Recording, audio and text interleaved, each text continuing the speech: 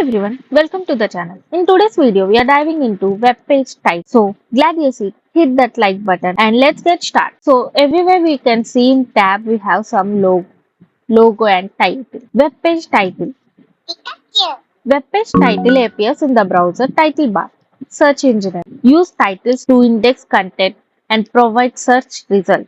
It helps website visitors understand the purpose of each page and also identify web page when user add them to their list of favorite or bookmarks. So to set a web page title, to configure a title for a web page, go to sites and stores and select sites over the corner view over the site preview image and click view pages. Then select a page and click actions and page go click on page settings.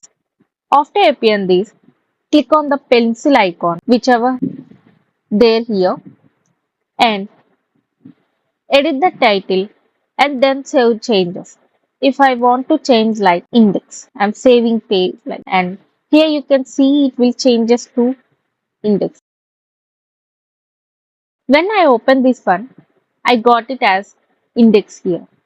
Like that we can change the web page titles according to their page. It is a good practice to add a unique title to each page. If your website has multi pages offering products of a single group, divide the pages up by product properties. Thanks for watching.